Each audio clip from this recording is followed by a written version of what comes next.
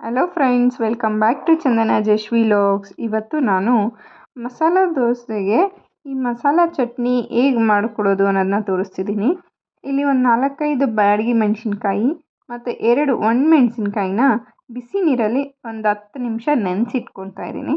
ಈಗ ನೆನೆಸಿಟ್ಕೊಳ್ಳೋದ್ರಿಂದ ಅದು ಕಲರ್ ಚೆನ್ನಾಗಿ ಬರುತ್ತೆ ಮತ್ತು ನೀಟಾಗಿ ಪೇಸ್ಟ್ ಆಗುತ್ತೆ. ಅದಕ್ಕೆ ಈಗ ಒಂದು ಜಾರಲ್ಲಿ ಈ ನೆನೆಸಿಟ್ಟಿರೋ ಮೆಣಸಿನ್ಕಾಯಿನ ಹಾಕ್ಕೊತಾ ಇದ್ದೀನಿ.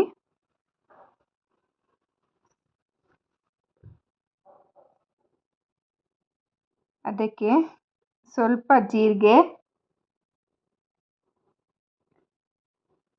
4-5 ಬೆಳ್ಳುಳ್ಳಿ ಹೋಳು ಮತ್ತು ರುಚಿಗೆ ಎಷ್ಟು ಬೇಕೋ ಅಷ್ಟು ಉಪ್ಪು ಹಾಕ್ಕೊಬೇಕು.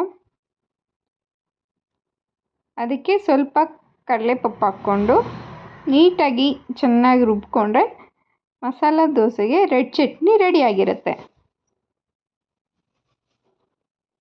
ಈಗ ಇದನ್ನು ದೋಸೆ ಮೇಲೆ ನೀಟಾಗಿ ಸ್ಪ್ರೆಡ್ ಮಾಡಿಕೊಂಡು ನೀಟಾಗಿ ಎಷ್ಟು ಚಟ್ನಿ ಬೇಕೋ ಅಷ್ಟು ನೀಟಾಗಿ ಹಾಕ್ಕೊಬೇಕು.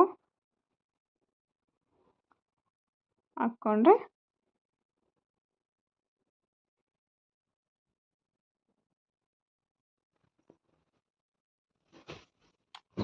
ಈಗ ಸ್ವಲ್ಪ ಆಲೂಗಡ್ಡೆ ಪಲ್ಯ ಸೇರಿಸ್ಕೊಳ್ಳಿ.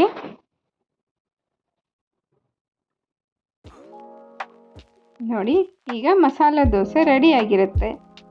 ಬಿಸಿ ಬಿಸಿಯಾಗಿ ಕ್ರಿಸ್ಪಿಯಾಗಿ ಮಸಾಲ ದೋಸೆ ತಿಂತಾ ಇದ್ದರೆ ತುಂಬ ಟೇಸ್ಟಿಯಾಗಿರುತ್ತೆ. ನಿಮಗೆ ಈ ರೆಸಿಪಿ ಇಷ್ಟ ಆಗಿತ್ತು ಅಂದರೆ ಪ್ಲೀಸ್ ನನ್ನ ಚಾನಲ್ನ ಲೈಕ್ ಮಾಡಿ, ಶೇರ್ ಮಾಡಿ ಮತ್ತು ಸಬ್ಸ್ಕ್ರೈಬ್ ಮಾಡಿ. Thank you.